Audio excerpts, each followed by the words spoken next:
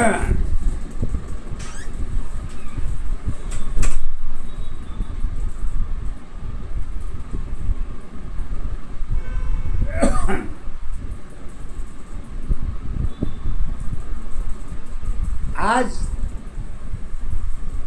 परम पूज्य गुरुदेव महाराज जी आज स्वयं अपनी उपदेश को देने के लिए उपस्थित हुए हैं, वो भी ज्ञान के आधार पर। और गुरु माता उन्हीं की शिष्या हैं और गुरु देव महाराज जी आज उन्हीं के प्रवचन सुनने के लिए आपके सामने उपस्थित भी हैं। दिखेंगे तो नहीं, क्यों से आत्मा स्वयं में अमर है, तो जो अमर होता है उसका जन्म नहीं होता है, और जिसका जन्म होता है उसी का पहचान। जन्म की अवस्था में गुरु की पहचान तो थी, लेकिन आत्मा की अवस्था में गुरु की पहचान तो वही हो जाती है जो आत्मा की होती है। तो आज उन्होंने जन्म को लेके उन्होंने एक बात तो कही है कि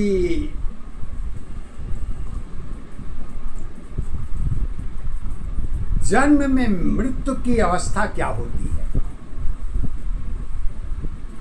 गुरु माता जी को यही टॉपिक दिया गुरु महाराज जी बोलने के लिए कि जन्म में मृत्यु की अवस्था क्या होती है, क्योंकि आज इसी पर बताइए। तो गुरु माता जी गुरुदेव के प्रश्न को लेके गुरु माँ कहती हैं अपने उपदेश में, कारण की दशा की अवस्था जीवन की समीकरण सबकी अपनी अपनी पहचान होती है, क्योंकि श्वास की पहचान जीवन से जुड़ी पहचान होती है, क्योंकि कर्म की दशा में श्वास केवल जीवन के साथ ही तक सीमित होती है और मृत्यु की पहचान नहीं होती है, क्योंकि गुण की दशा में एक ही पहचान होती है, वो जीवन की। आत्मा की पहचान तो जीवन के साथ जुड़ी है, तो मृत्यु की दशा नहीं देखी जा सकती, जीवन की दशा गिनी जा सकती है। इसी को गुरु माँ जी अपने आधार पर और आगे बात कहती हैं, क्योंकि श्वास केवल जीवन तक की जुड़ी पहचान नहीं होती है, कर्म की दशा में भी देखी जाती है, और जगत की अपनी पहचान होती है। आधार की मूल आधार पहचान श्वास और मन, परंतु श्वास के अधीन ही ऊर्जा शक्ति की भी स्वयं की पहचान श्वास कभी मृत्यु की पहचान में नहीं देखी जाती है। अगर श्वास आपकी अच्छी है तो उसकी मृत्यु की अवस्था नहीं देखी जाती।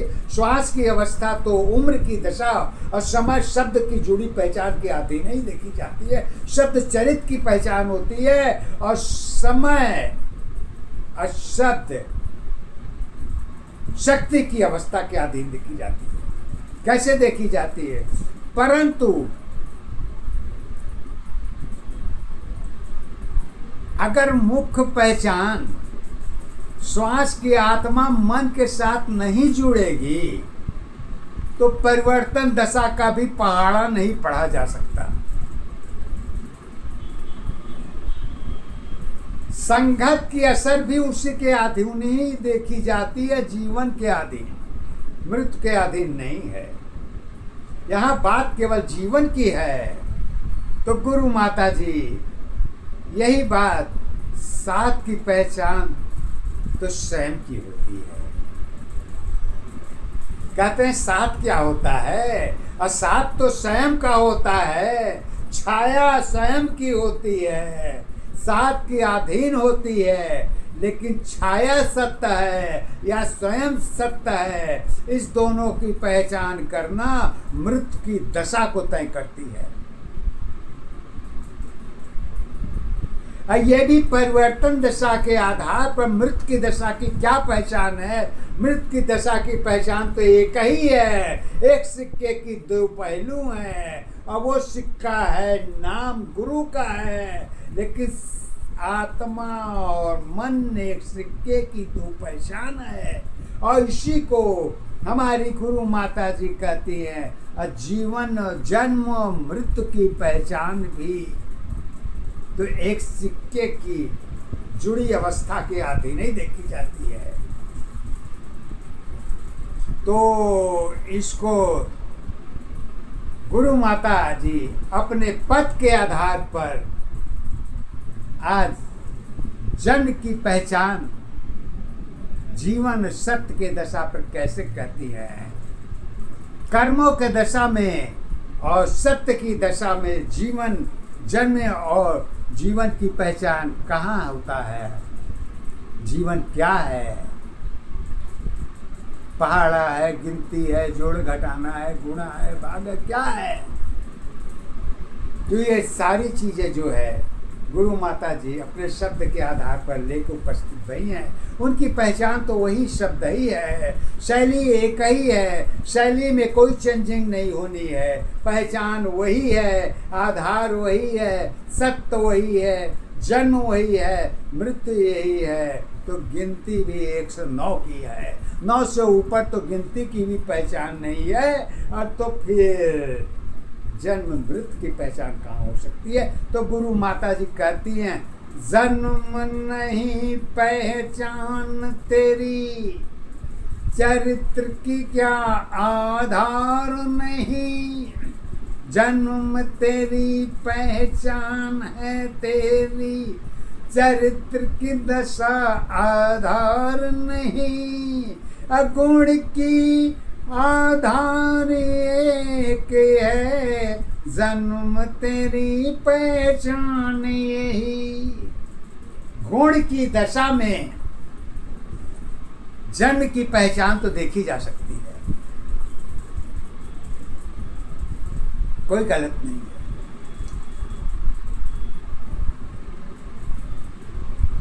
लेकिन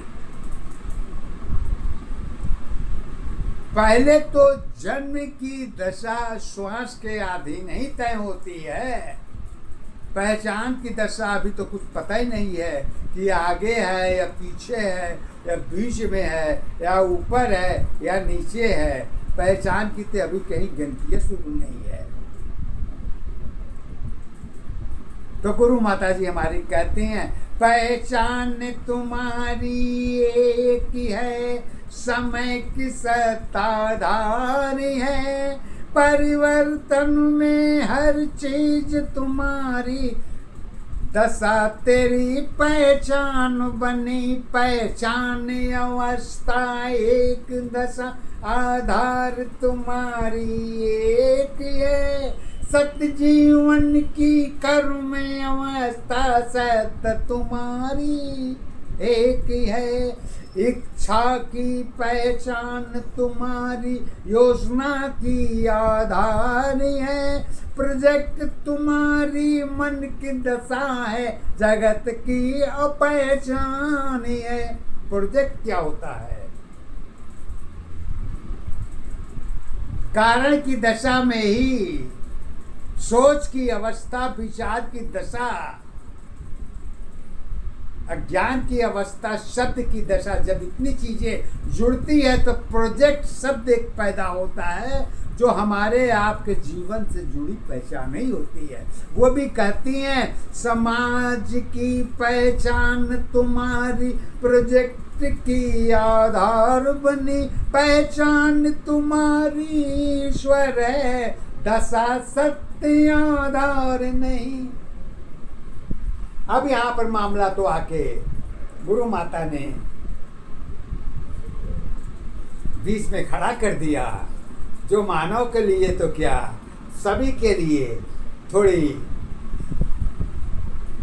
विश्वास की दशा से अलग करके बताती कह बोल बैठी कि ईश्वर की दशा कहाँ से हो पाएगी? जब प्रोजेक्ट परिवर्तन दशा के अधीन ही में चल रहा है तो ईश्वर की पहाड़ा धर्म को लेके कर्म की दशा को क्यों जोड़ रहे हैं? कर्म की पहचान तो परिवर्तन दशा के अधीन ही है, तो धर्म की पहाड़ा कहाँ से पैदा होगा? शक्ति ऊर्जा तो है, सत्ता है, शक्ति ऊर्जा के द्वारा तो परिवर्तन दशा की भी पहचान है और जन्म की भी पहचान है। तो आगे गुरु माता जी कहती है पहचान है तो कैसे है? कहते विश्वास तुम्हारी मानो जीवन, जीवन की पहचान बनी, जगत अवस्था जुड़ी दशा विज्ञान तेरी पहचान बनी, धर्म कर्म और शिक्षा तेरी योजना के अधीन है, संस्थता की पहचान अवस्था मानव जीवन ने की है। एक लाइन के अंदर समाज से लेके विज्ञान तक, विज्ञान से लेके आध्यात्म तक की सारी पहचान तो अपने पद में ही दे दी है। तो आगे का प्रश्न करना न करना ये श्रोताओं आपके ऊपर छोड़ता हूँ, क्यों से कि हमारी गुरु ज्ञान के आधार पर तो यही है। बाकी सत्य असत्य क्या है ये आपके ऊपर है, न कि मेरे ऊपर है। क्यों से अगर मानव जीवन में ये गुण की दशा न हो तो मानव जीवन की भी पहचान जो है कहीं नहीं होगी। मानव जीवन की गुण की दशा में क्या देखी जाती है? कमियों की पहचान तुम्हारी अच्छाई की आधार है, जरूरत की पहचान में पाप पुण्य पहचान है, मन की दशा अवस्था तेरी यही तेरी पहचान बनी, सुविधा में पहचान बनी है, मानव जीवन ने की है।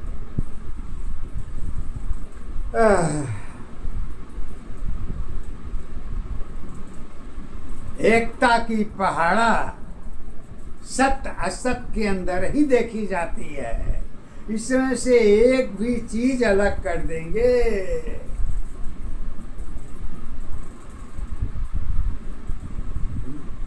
तो कुछ भी नहीं देखी जा सकती है। और एक बात और कहती हैं, जब परिवर्तन दशा के अधीन मानव की पहचान होती है तो सारी गुण की दशा ऊपर नीचे बदल जाती है। कहाँ बदलती है, कैसे बदलती है? कहती हैं साधन तेरी एक नहीं, पहचान तुम्हारी एक है, अपरिवर्तन में मन की इच्छा स्वयं अवस्था एक है, वर्तमान पहचान बनी है, वर्तमान पहचान तुम्हारी पहाड़े की आधार है, ईश्वर की पहचान में पहाड़ा ही पहचान है, गिनती की आधार नहीं है, तर्क तेरी पहचान बनी, अलग अलग पहचान अवस्था जन्म दशाया धार बनी। लीजिए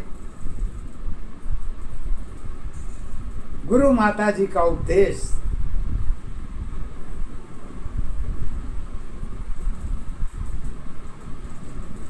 हर पहलू से भारी पड़ी हुई है।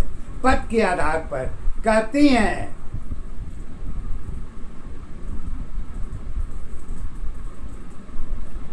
अगर मानव जीवन के अंदर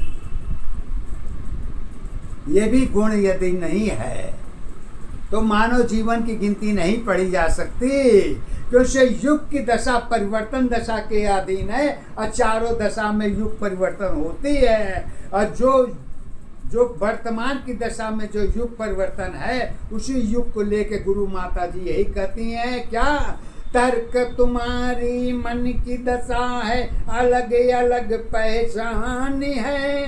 अतर्क के पहचान तुम हो, सत की क्या पहचान है। स्वयं की छाया खुद की अवस्था, खुद तेरी पहचान बनी।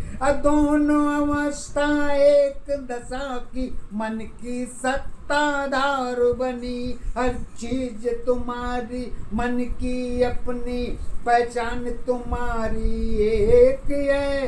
दशा तुम्हारी सुंदरता, आधार तुम्हारी एक ही है। आधार तो सबकी एक होती है, और आधार के बगैर तो आसमान और जननी की भी पहचान नहीं है, तो हमारी आपकी क्या पहचान हो सकती है। लेकिन चाहे इसको मजबूरी में देख लीजिए, चाहे सत्य में देख लीजिए, चाहे पाप पुण्य में देख लीजिए, गुरु माता जी एक ही चीज फिर कहना चाहती हैं। अब वो बहुत नॉर्मल चीज है, कठिन नहीं है। संस्कृत, हिंदी, उर्दू, फारसी नहीं है। सबकी शैली अलग अलग हो सकती है, लेकिन उद्देश्य मकसद तो सबका एक ही है, और वो अलग कभी हो ही नहीं सकती। अब वो क्या है? आखिरी शब्द गुरु माता जी कहती हैं, विश्वास तुम्हारी स्वयं की है, मन तुम्हारी एक है। सत्य असत्य में लोग हैं, स्वयं लोक पहचान है। सत्य गुण की, सुख दुख की, गुण की अवस्था स्वयं तेरी आधार बनी। लोग की पहाड़ा एक नहीं है, सत्य की पहचान बनी। पहचान अवस्था एक दशा, आधार तुम्हारी एक है। सत्य जीवन की कर्म अवस्था, सत्य अवस्थाएं